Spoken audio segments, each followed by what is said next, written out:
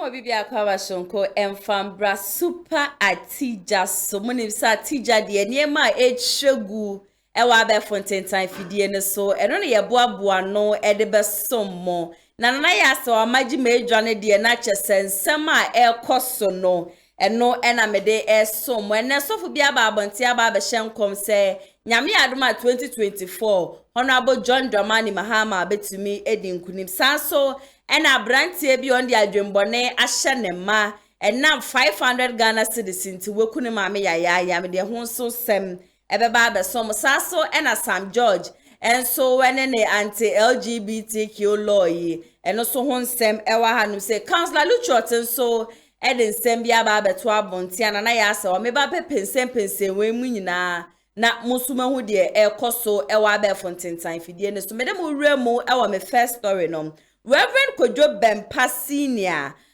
oda asori a ye friend Holy Hill Child Holy Hill Chapel eden nsem bia ba beto dwa se nyame ya adoma 2024 election a ye ba be kono John Dramani Mahama ena ebedi nkunim na sene ye nyina enim se ende ye 7th December no nyame ya adoma next year saso ena 7 December pepepe na jesa afisene ena abatu a chese eba bekoso no sada no ena eba na munim se eba no the lights asisi an wona wogire mu pa wo hwe enim se yentu aba no emfama wo mo ye Alan Cash Dr. Mahmoud Bawumia ene Mahama na Reverend KWADWO BOATEng ne nsem ode ba abonti no kire se ene no onipa da seni biara o wa abonti bi atumi bie na no kase o me de meto aba ne de ama Bawumia me de meto aba no e de ama Alan Cash me de meto aba no e de ama Mahama na so aka me akwa ese Christian Council no se ye suro bi na wo mumu o se ye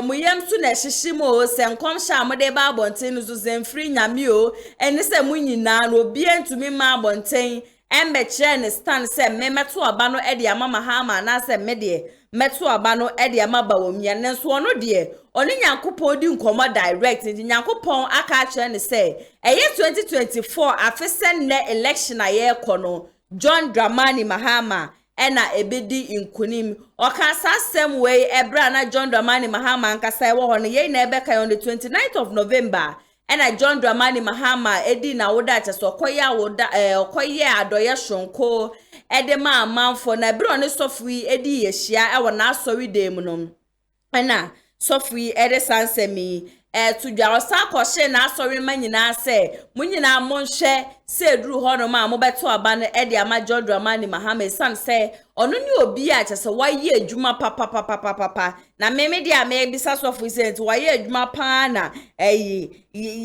Ghana for sa etu ni firi ade so ya no obi anka waye adwuma osefata na de na sa ne 4 years na ekaye no Ghana for anto aba mfa ma ne no ma meto ono so ne 4 years a obreki dada no wa meto aso a ye de ne ko opposition we de eja wo na Nyankopon we bie wo mani wona Nyankopon kasa wo mote ya ye te hedie Nyankopon kasa ye ntintin ye tenase na ye twen ye tie de wo mo kana na chese ye de aba besom ntini ye hwe enim se 2024 election we de ye sofo Reverend KWADWO BOATEng ono na yi kire ena me de aba besom o wo kire se December aba ne de John Dramani Mahama nkasa ene fanam se sabita mo kansan 7 de siria she John Dramani Mahama frumu mase nam se John Dramani Mahama se wudi a kire na enkom she bana se wanye adwuma mbe ka sempa mfanto Ghana fo tirim se moto aba na de mamia we na me ba ba ya mam de ne na je so opposition ne de wo betena ho no ma che ye papa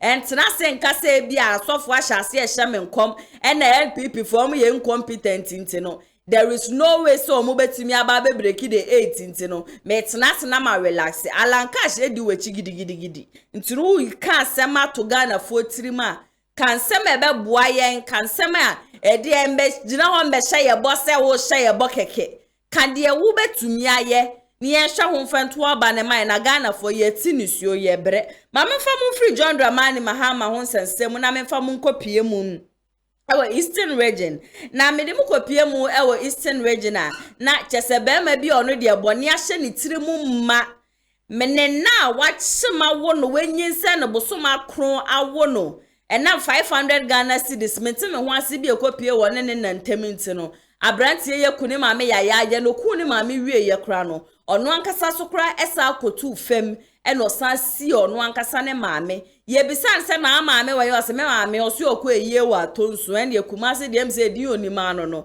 nti ye bisan ne na maame wa en de busuafo no kra kọ ye posters ne ade de kobobo honom so ye nua ba na se ya ade ye de hye ayera so se na abrantie ya wo bu abrantie ya ye freni Gideon na wo bua ama ye hwehwe ne maame nyina no se na ono ankasa mu no enim hu bi na we na papa bi ya ode ne iron rods ni ade ekogu eye Gideon mu fie honom no beko no na chese Gideon asesa ne ema no akoton na saa wakoton no wakọ obi an completed building ne blocks egum na nde wakọche no akoton na nde ofra police for say abrantie bi oti hanum say ya ye freni Gideon de boni ahye ne tirimu mama medwe ho kra menti ase nde ne police for monfa mo kana mo fam be kukuru ne mfiri hanum say nko makache na omudi no kopie mu e wo makache no ena all catch police for ne say senya abrantie we ne ema ne ye ne ade bi se no e kame akwa ese ne maame kra no owuo no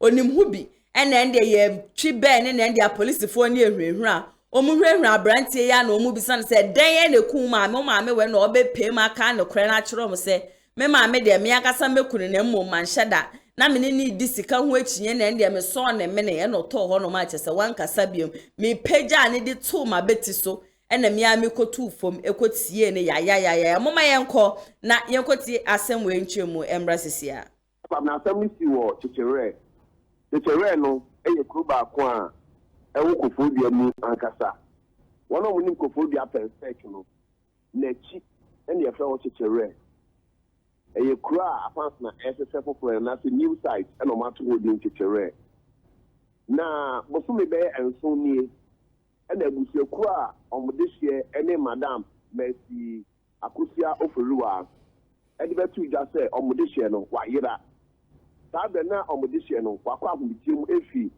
eye Ghana Roads and Highway Authority ne kwa bata we pay man tem hanom ema wabehie waba na ahomitium ena anche ne so wayira one ne baba mu a ye fe ne Gideon asomani ado a wonya fishia edunu enso pe ena ti ewo hono maame no owo mamienu abemu yi ena abayo aba ko ye fani bato no ye nurse ni enti abayo ne ye juma obabi na emum oni Gideon no ena ti we fi a maame na kasa asi ewo chichire hono na oyira ni mu no na ebusafo ni bisa ne ba no se na o maame ni na wo fie o maame fa ahe o crowd so for he ni mobile phone we also ni maame tika no se o ko ayie ewo atonsu Kumasi bosum ba kwetwam na wotwetwam bosum mienu echi na ma me kwa yi o maye yesa busia ye bia de hwe mami o maye e mo mu mami e ma o mo ba Gideon no kwa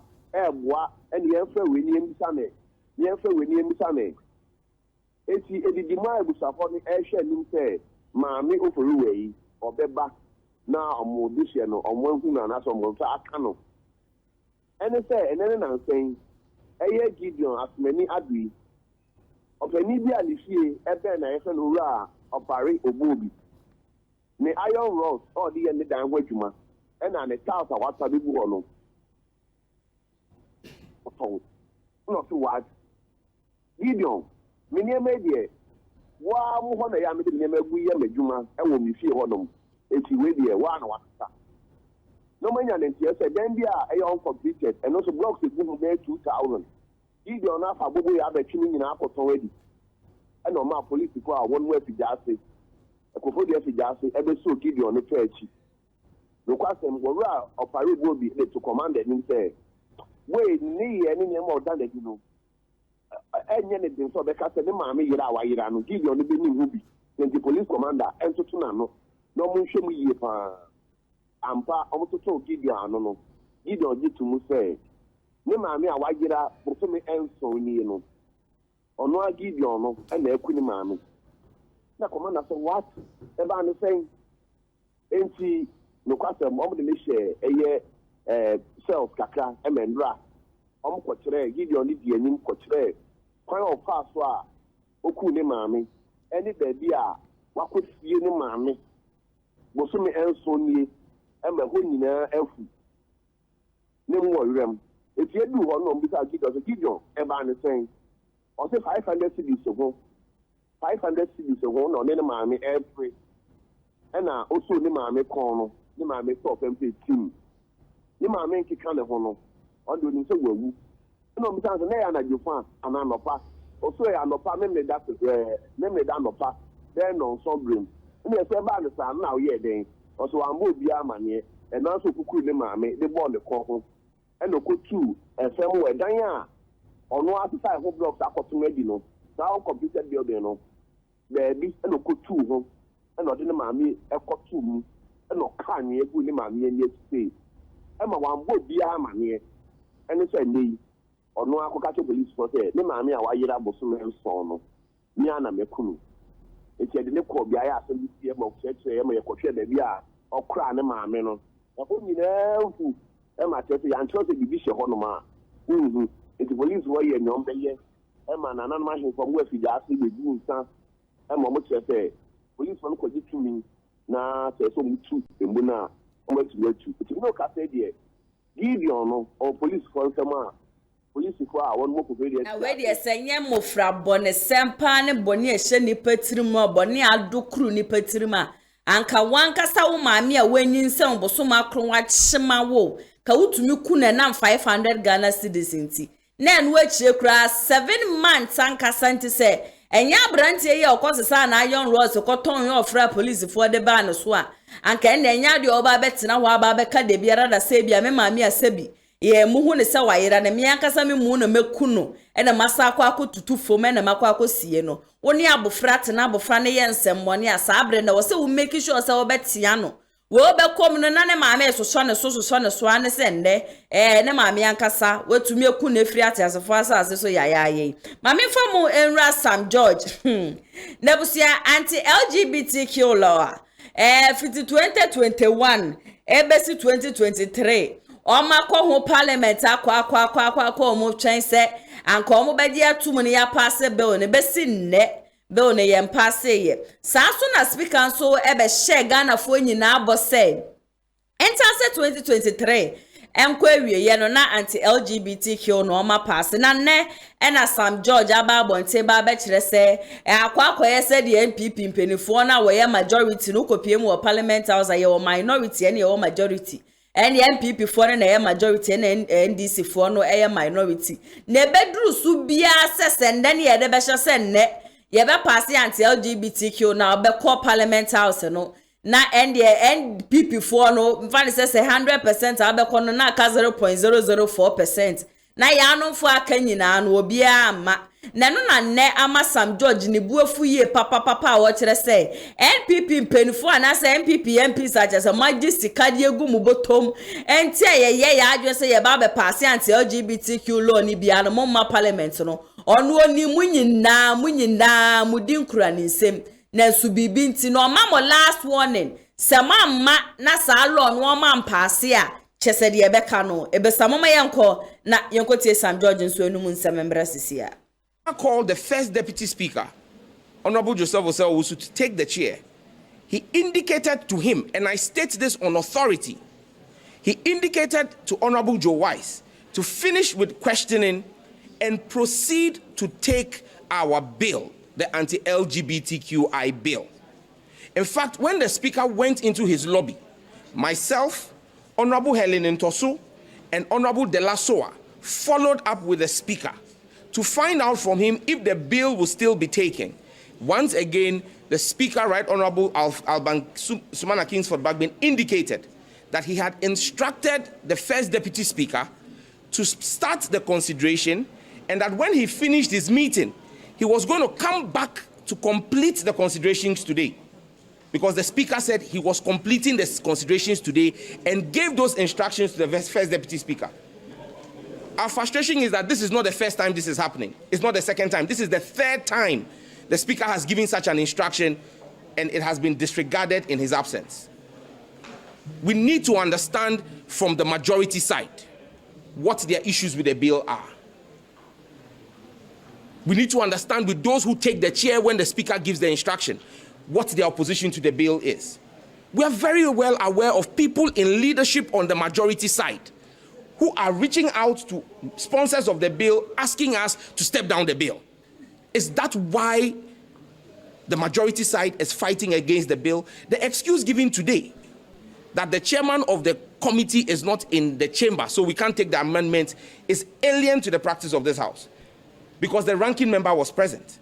Even government bills, when the chairman is not present, the ranking member is able to take the amendments that stand in the name of the chairman, because amendments of the committee always stand in the name of the chairman. Would this same government that is telling us that at 3 o'clock we've stayed too long, would they not keep us here till 1 a.m. to approve frivolous loans which have brought us into this mess we are in as an economy? And taxes? Those who have gone and gotten influenced by persons who have interest in the LGBTQ should return whatever influence they have collected. Because we will fight, and the next time we address the media, I will mention names. I've been impressed upon today by my co-sponsors not to mention names. And it's out of respect for them that I'm not mentioning names. But if they continue this behavior of frustrating the bill, how can this bill spend almost 3 years? This bill was introduced in 2021. The Speaker of Parliament, they want to disgrace the Speaker. Because if you remember, at the beginning of this year, the Speaker promised Ghanaians that before the end of this year, we will pass the bill. This is calculated to undermine the authority of the Right Honorable Speaker. This is calculated to disgrace the Right Honorable Speaker, and we will not tolerate it. We will not allow this to happen. This is the last time we would accept this kind of behavior.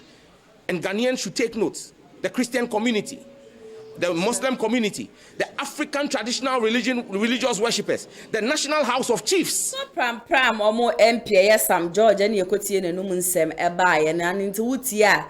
Na just MPP for no be MPs ni bi ho no ma just omo fresh sponsors ni bi na ndi omo ni omo di nkoma na ndi ya pe kakra e di ama omo enu nti na abre ni abre bi omo be ya omo adwen so omo be pass bill no be kwa kopie mu parliament house no na chese majority ne di bi bedodo na ya mba na ka minority nkwa na wo hwe sene Sam George ni esi fa bede na chese ono de wo gusu agina mu gidi se nya de oba beji atum se na nyonko be mamra mbebu ni tungum na ne oba so nyonko ba mbeda no so mfa ne nsam ma wuwo ni baby o se ono de saade ne de enya de oba beji atum enne ba beji atum o chine ne da bi ebeba no nti the majority no empe omo ho asema mombra parliament house na omo possible na sumdwe me san say bosha speaker ede magana for center say afi we nko na wieye no na che so ma possible ye na so yenim say ede on the 22nd of December parliament for mo be breaking nze ene mo be breaking na say 2 weeks ya kada yenim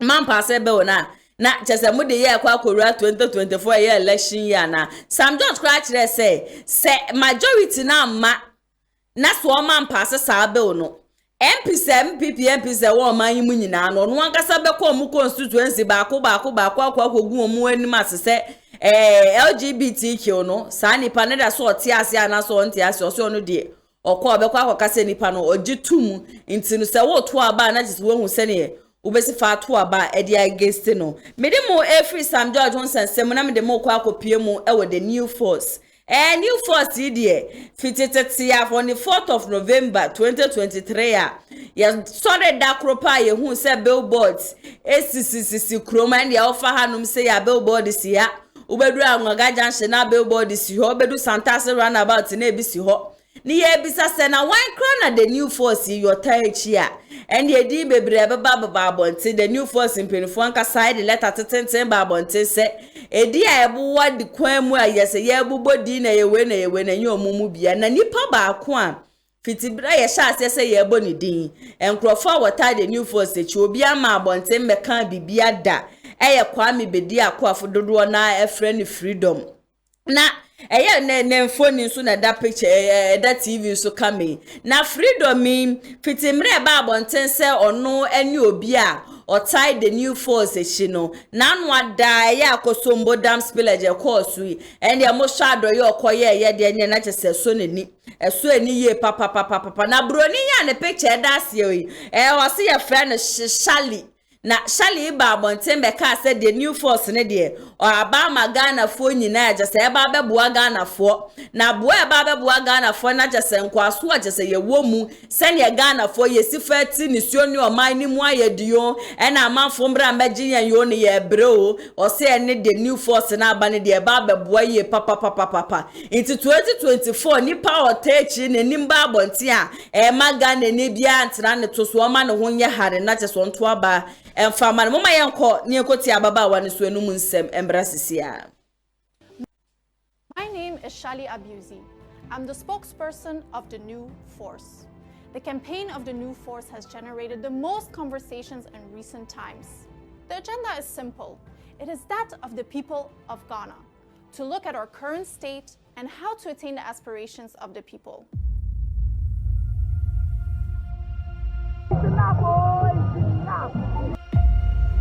So how can you tell us that you can't fix our roads? We pay taxes.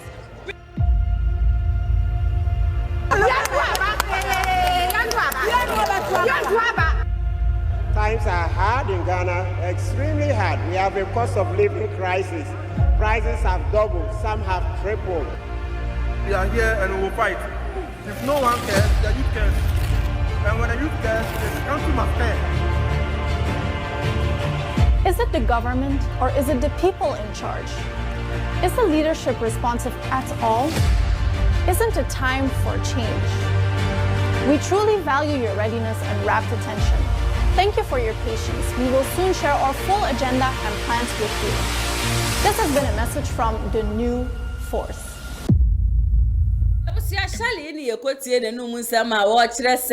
The New Force ya be de ya de ba beboa Ghana for ye papa iti Ghana for monto aba mom na nanu adanso na ya sewa me akure ya me betina ha e di video bi ababa wa bi kire se onu de ne hu ade o kire se sa the New Force ye kwabna bedi akonkwa me bedi akonya nanim dani teso mo de na bata ho keke na ye robots bi ena eba bedi yeso ena abrofo na ahyehe na abrofo no pese yesa akonko asom biom de ye nananom famu mpre bi etwemu no eno na ne eba yensu nti no sere mo obi anto aba ne mfa ma the New Force na kwa me bedi akone de ni din ni nanim kra de bata ho keke na when the controversial woman of Ghana Obaba kwa jesa sembia ba social media na chese wanka bia na chese ne ebia na sada ne yale na efia Schwarzenegger kra de me say se sebi perform fancha me mo de beto akra wura nanum se efia Schwarzenegger na de nkasa obekasa de free ni baby ono so de nsama ba beto abonte a wo kire se na se freedom se chade ni ade bro no brofo papa be pa no te a ono na mo de na ba se ono ne mbra mbedi eyi the New Force enim na Ghana for to abama na as president osisa bedi akonokra de wo hwe na ni subani ni bibia one na mo difference bi enim one na mo one na mwana kweya ode men's go de buy your beje Ghana for sikedi ye ebesi ne asemi se wo court se new court se benefo meka bibia mfa ho ya mamanfo ati nisuo se na mwana di yesiko aban ne kwa na just want ye case na aban na mu ne kura ekunya aban na mu kura di yesika na mwana bedi yesika ye news and if you Schwarzenegger so edina no atumu bi o kire se ye Ghana memo presidency di no enye fosa na kwabrani bia sori no nya sika kakra de gunu botoma aba begina honum so no so ye president mama yenko tie fia Schwarzenegger somra sisia. What do I think about the New Force Shedda? Shedda is number one. Number one is Shedda. Period. So we be see 9 years and 9. No be president today. I said that me macho.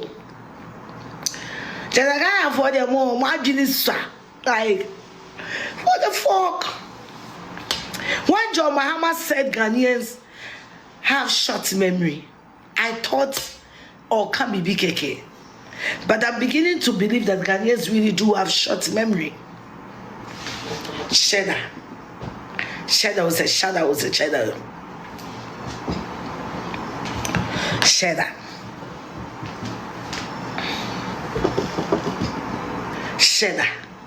Hey.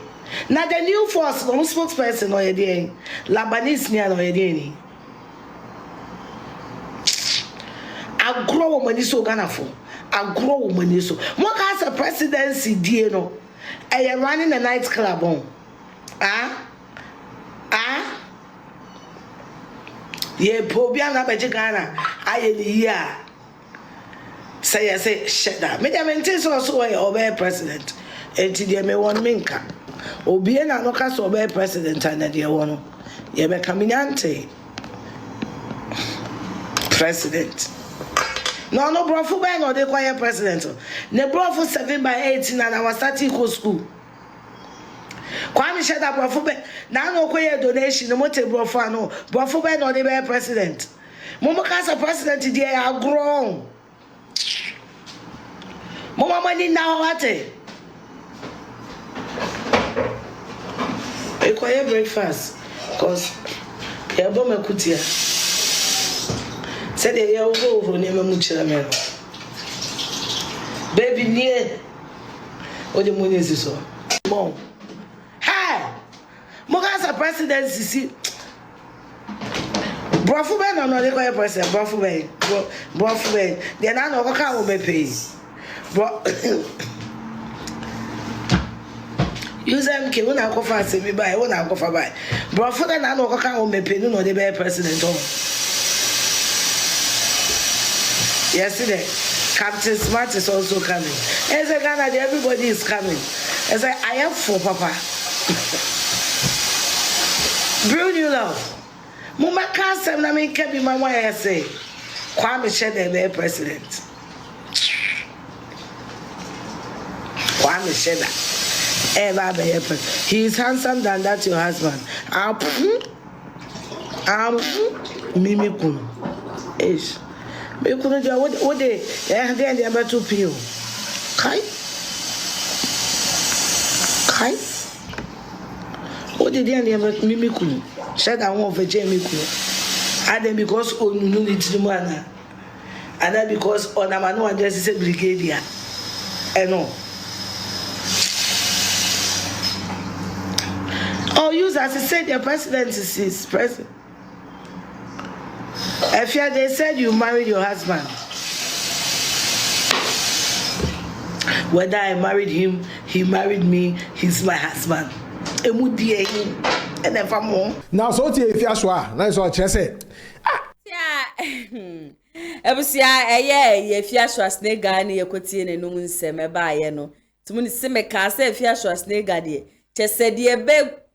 Quote social media baby if you are snake and fan and to banana say no sine no msa mo che say me pay cry ye Kwame bedi akuiko ye ne brofo 2x4 ba say ya obeke kan ye no na ye de ba bedi president jalala do dan kwagufu ado kasa amonti enne mo hya ba omi aka na egufu ado say oka brofo kra wonti ye po obi ode ye be international obi ode ye be ko US and ye ni omu gira one ye we brofo na epe na we ne brofo yi ne ba ko say de me ameti he me brofo yi obede ya ba bedi president so on de otwen se Kwame bedi akonono amune kura mpem mra bonten be ka say ne the new force no me na me teach no no afia so as ne je biara owo e obeto ama no wetumi asepem ato ama ne yie papa na sai chika onu de oso wanya ne ho na wakwa akofa sugar daddy de ato ne ho wo say sugar daddy ne boa no na contract oni sugar daddy ne call ye ne ma sugar daddy ne ka kire ne so obeya ama ne nyina no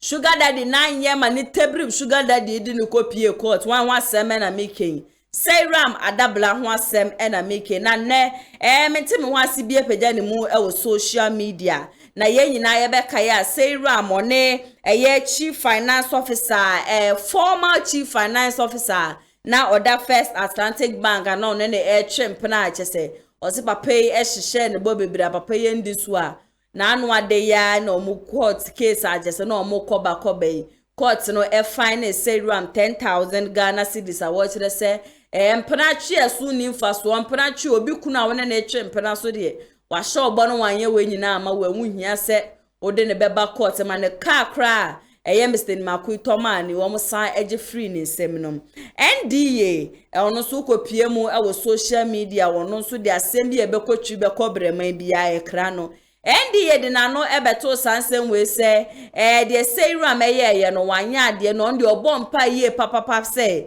seiram so nya kunu na ɔware na ne kunu ne so emfa nechi de ode ye sugar daddy bia no ono so nya kura ne kunu fa bindi no mama yenko ne enkotie ende ye no nsemmra sisia oh misre kwen ba kwa na media ma wo so mebu case netia wo ye na we did sugar daddy bambiem no de no ho baba abewo anyway mbema wo mo ntefo foforo baba why mbema foforo baba ma what no bi ne kun ho oni obi ne kun atwempena ma wa toka wa totoni ama na wo wie su a wa ka che ne se dia wo pɛ no nsa ankanti no wo de ne court eh rabe wa kukudro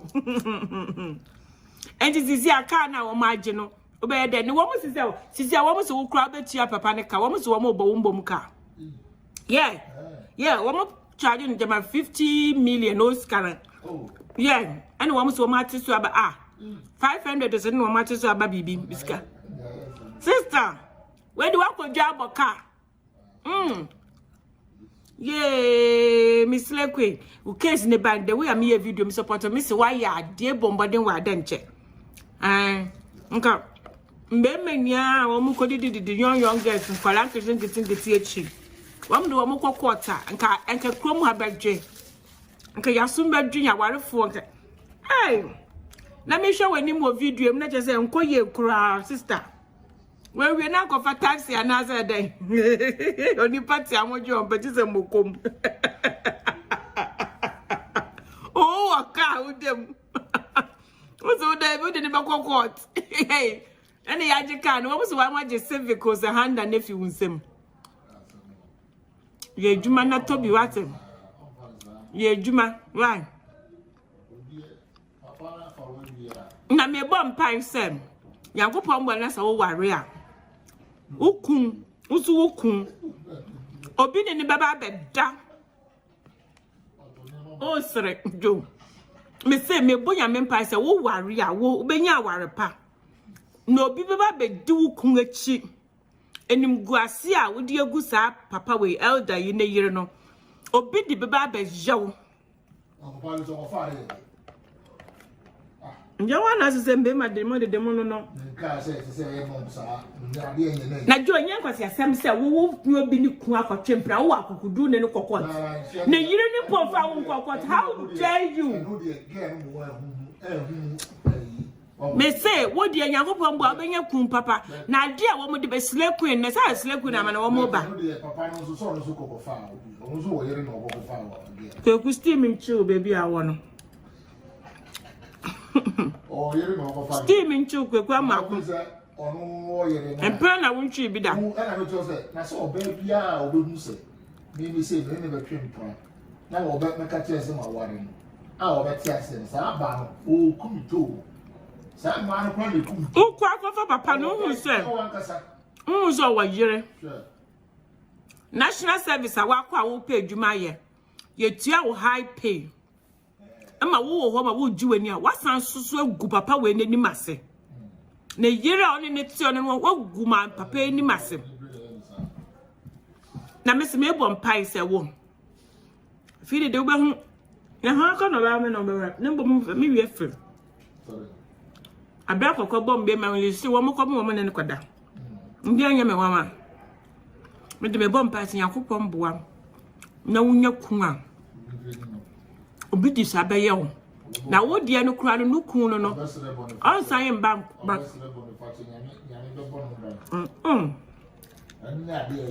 jo ma make some show so we are body now sre body facha if I say yeah thank you come na waka asem no ti say wa gbo adwama no we yemu yare body a adwama ne de wa bo mpa me yame de acho but then just say yare na we nya na be ko ayese yes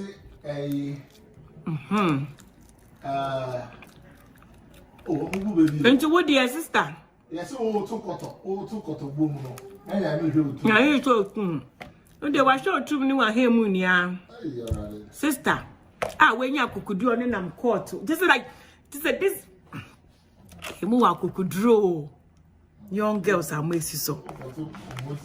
More could draw pow. Obinu kun on an abobra.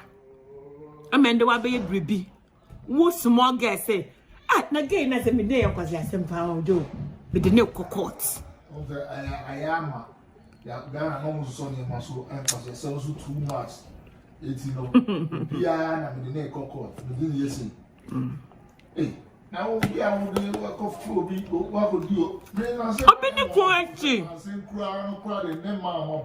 na ye ni pa mba udua ma wenwu na say ma ba so die only ne koda from farm so we publish oba ugbo di me na isi oba so de nkasa o me ma kwa na ebi a omotimi koda ni oba koda na omo de oba so de e wa we do mo fere na ko TikTok ade a omo ye ho na ebi ni o le tu wa no se me na koda e je bu ase mo zem Sabe when you feel like nobody will buy this just a buy or bar who sell your bar. Hey, pal. Because of buy a bar different. Man, maybe I'm cast. You know, no man. Different crowd altogether. A junior will more drink. One species who buy a different crowd. Unu obi ni kun akwa akwada. O se me de wona me de na kokot. Onu me de die. No about 2 minutes, 2 seconds. One more year, my monsters may die. Oh, one more year, my monsters may woo our winning come on him.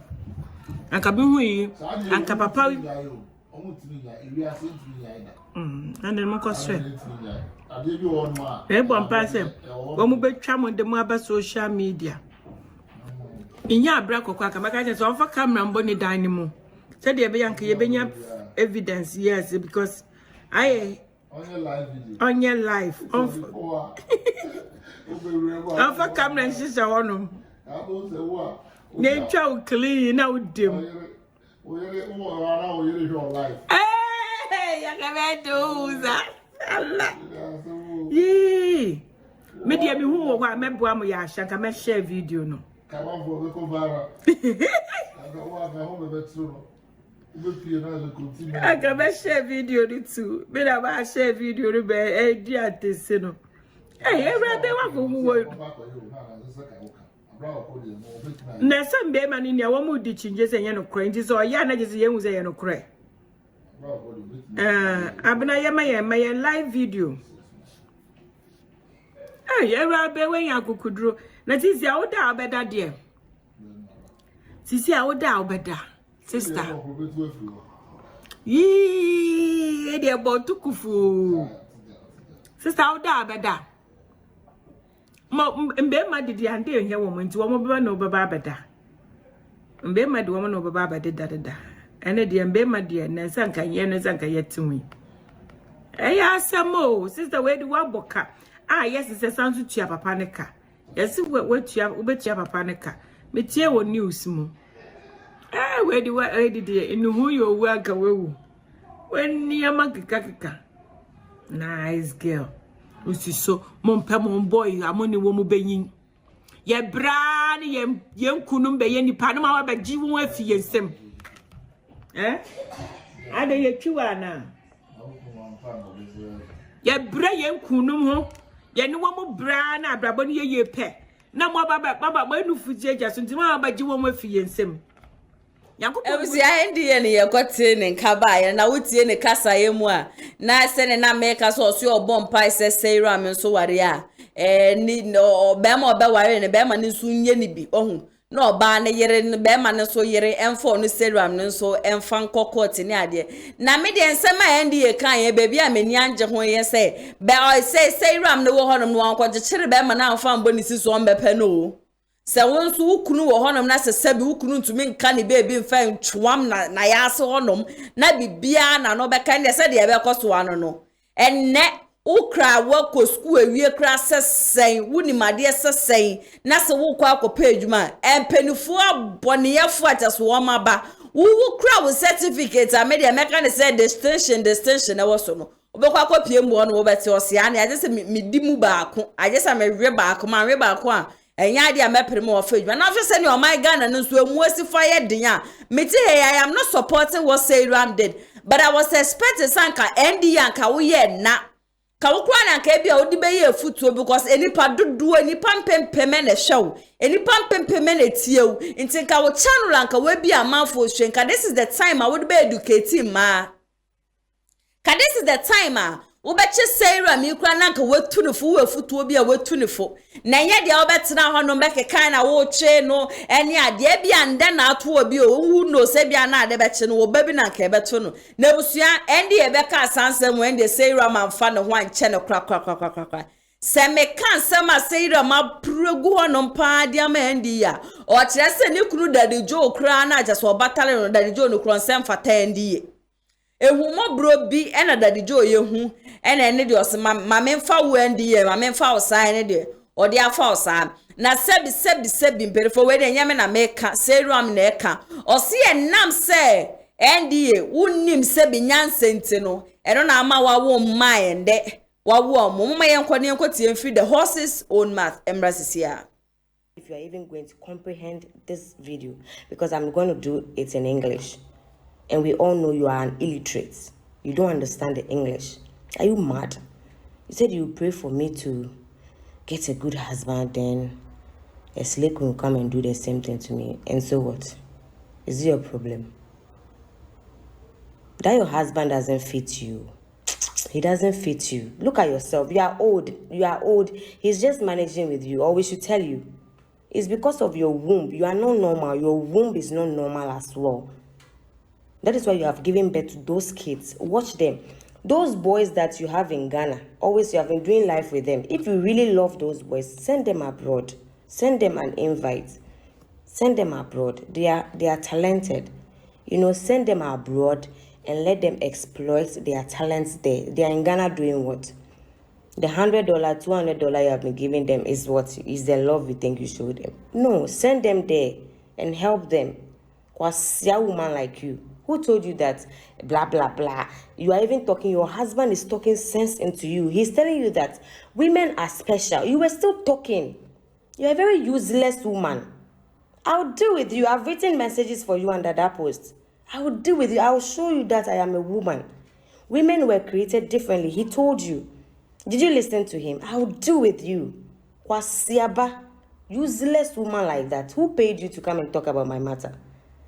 Focus on your autistic children.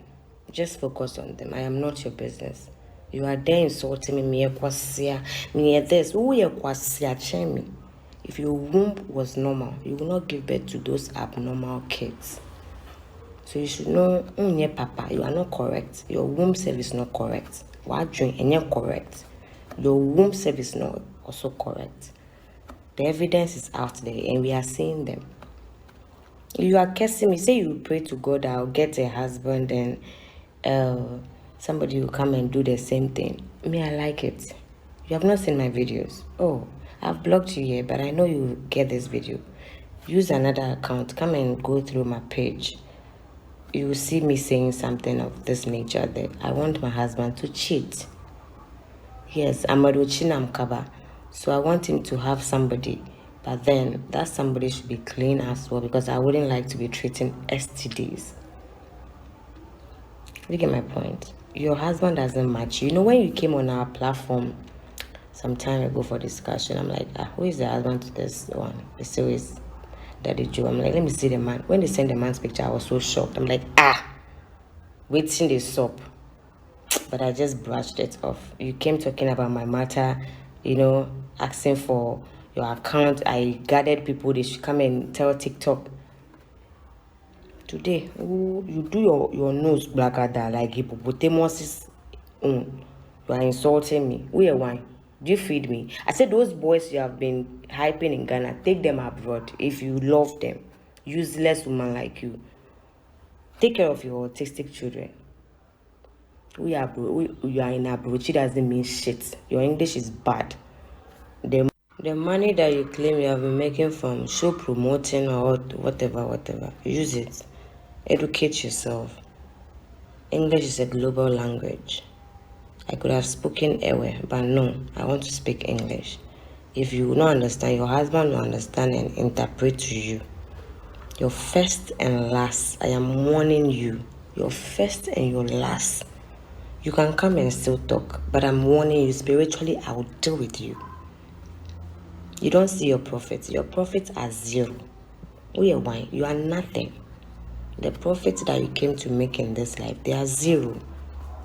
You are talking about my matter because of what? Have I come to you for something before? Or you felt when you spoke about me first, I'll take you like a godmother? No. We saw who you were. You were just being watched. And look at you today. Focus on them. They are not normal. They are the ones that they need your attention.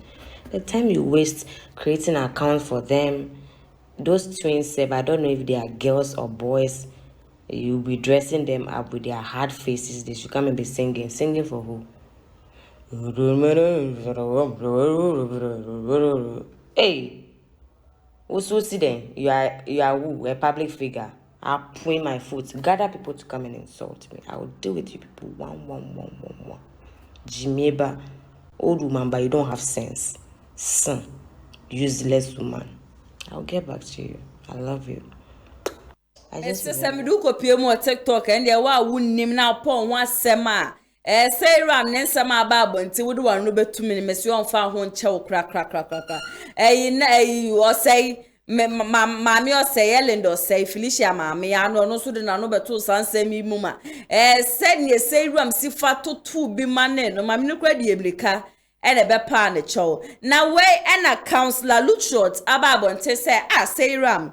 Wunyama ukoye ye de maka bi ho asem kra penye tufu ni ade but se when you be na won na eko ani yemu ma se ne ma wo ye of course autism ene ne mama wo ye ntafu a je se wudu se ne o stage atie no wusifa edidi o matem ne de ende ensem fata kra ni amufra ne de anye hwe no mo meka wo mofra ne ye wo hwe tinkano and also ne maame ne bedeli in spirituality a ka wo de udu spiritual realm anasa ne wuko sunsun masama na ne one maame we akwadele but ne mapa wudi o mawuram ne de sera mo anya ade tuturumika na bra be pa ndh chomoma yenko na yenko tie council the church so mrasisia.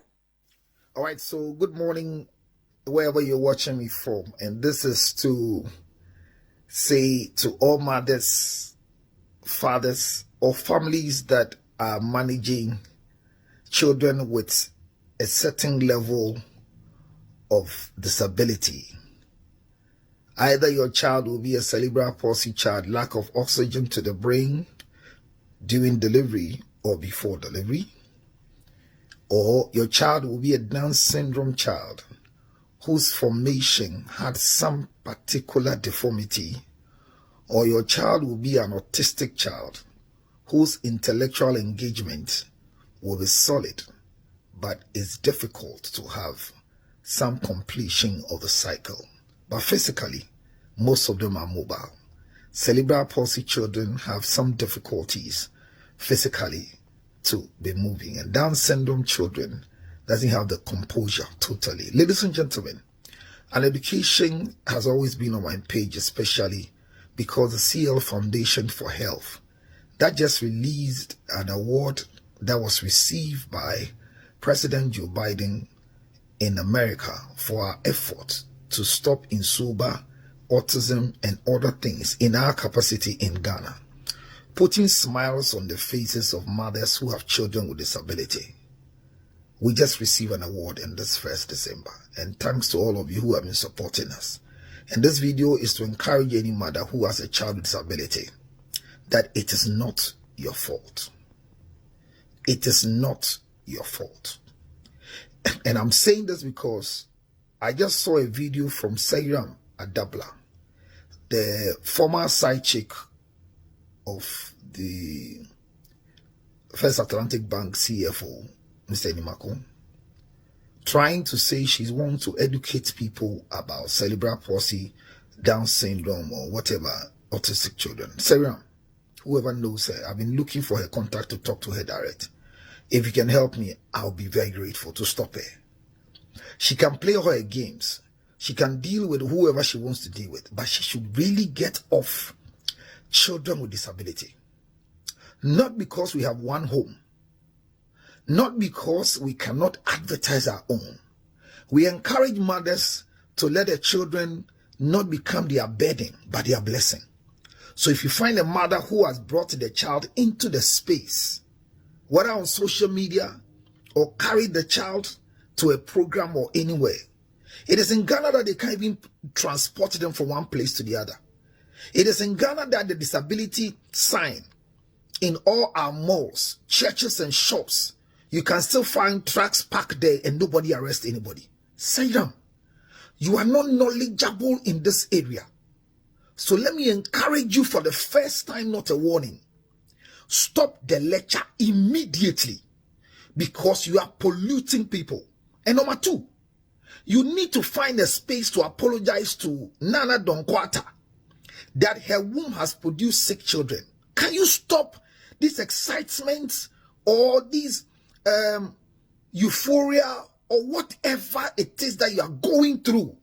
I don't know if you've gone for diagnosis to see whether after the fallout, you might be going through a level of mental disorder, which is normal. Depression is one of them.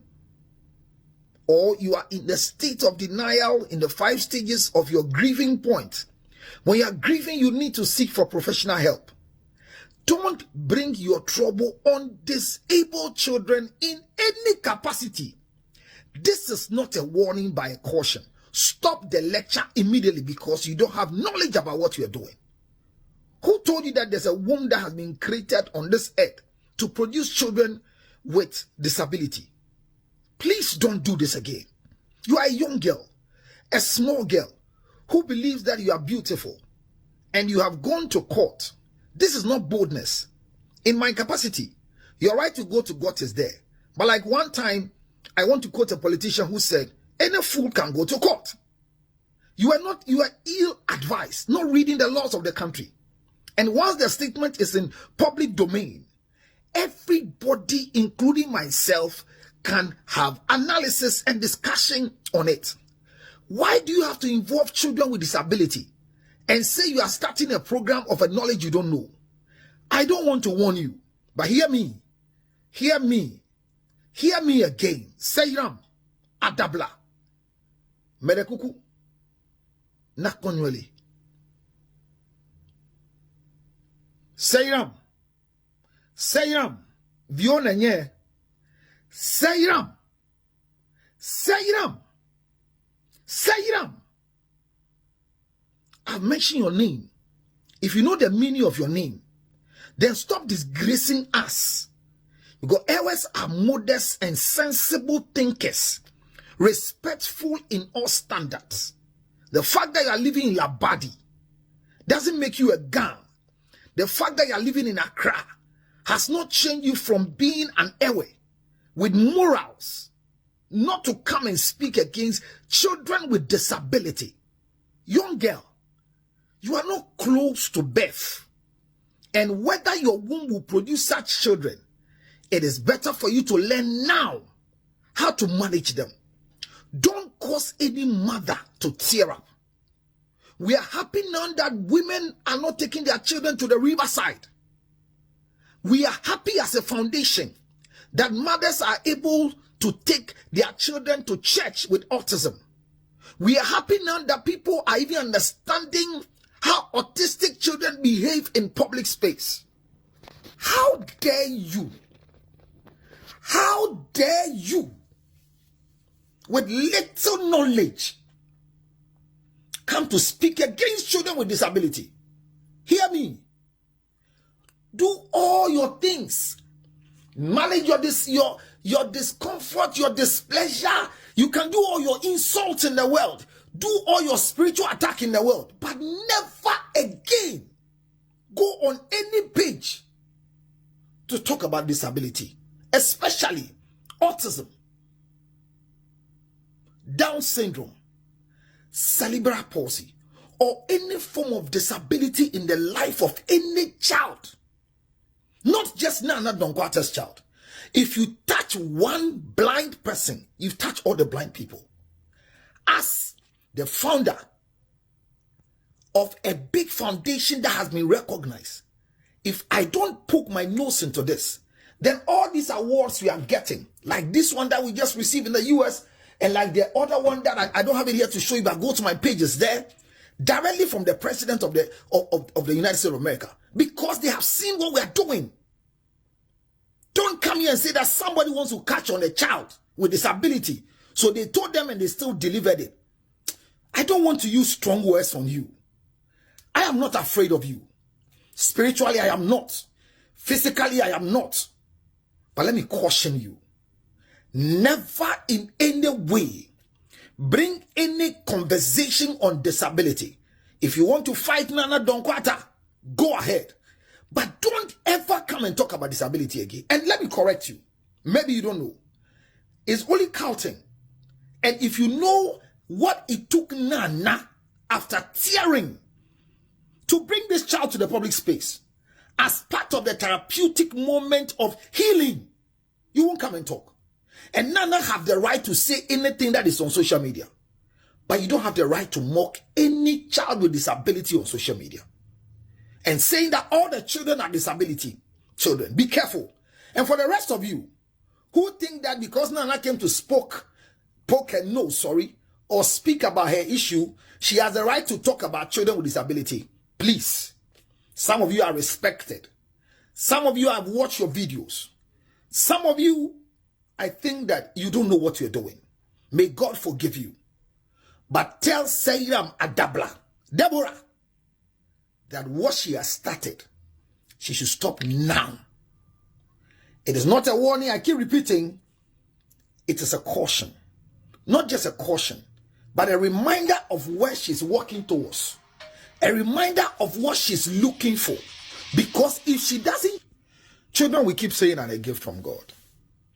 I know many people today that I can mention to you that if we didn't come out to tell them that don't hide it, bring it out, they will not be fine today. Listen to me, when your child, if you give birth to a child with disability, learning to manage your disability. And I just said,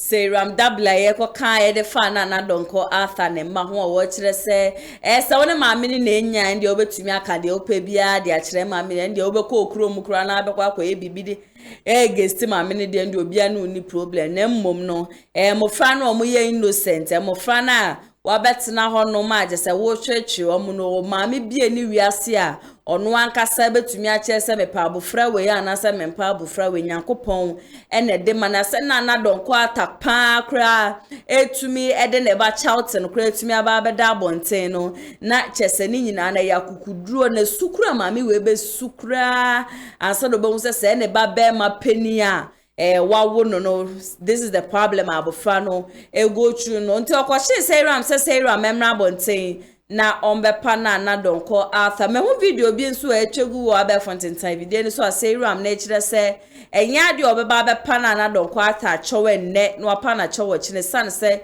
wansuma ma me ne se ma me ne fa na no embetumu sasu ne fia shwas ne ganso akwakota de say ram ka ne chi se ono so wansuma ne na asem bi wo ho no ma wo hwo na sebi bibi wo ho a ubeka obi asema nipa no betumi use against you na ende waka wano ato mu nte so ono afia shwas ne go nde apetampe bibi amfa no wende opa bedi ne ba penata bedi ne ntafo na temon de amfa no ho but se wetumi aba abonten a wetumi aba beka sansam we bi nko ade and you no so ewo right say ono so de ope bia obeka e de afa ho na mo nyina mo beka ya efia shwas ne ganso onele ndo say wo mo ntokwa baaye no na donko ata so ni obi ono so kota efia shwas ne ge chi ende na chese o toto bo de ba park ne so na we na efia shwas ne ga beka fa na donko ata ho no ene ende ndo say obo srepie papa wa TikTok ende okopie mu ho no ma waje ne all white oyi nyankopon wa yeye pa asem me nye fia shwas de ganya asem